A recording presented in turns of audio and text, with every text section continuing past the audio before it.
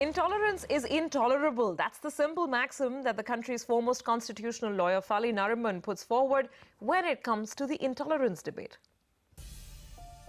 I don't see why we don't have a system now where we can draw on leading lawyers at the bar, in the high courts particularly.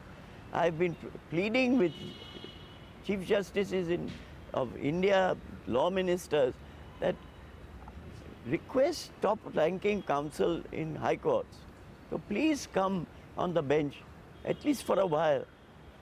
Letter from the Prime Minister that your services are needed, and you will be amazed how much he can deal with and dispose of.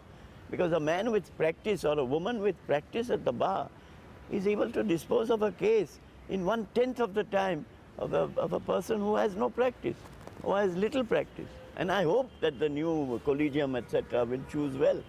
We only hope, of course, but there's no other way. Otherwise, you get all the favorites of one or the favorites of the other. Sir, in the country, there's been this whole debate going on, which has really clogged the media space really on intolerance. So what are your views on that? Intolerance is intolerable. Intolerance is intolerable. And my remedy for it, at least speaking off the cuff, is all majority governments are intolerant. The Congress government, when it had absolute majority, was as intolerant, not on personal liberties, on something else. On personal liberty, rather. They were intolerant on personal liberty, as you remember. And they wanted to, in fact, take away certain rights which were given. Now we have intolerance in a different form, with a religious streak introduced in it.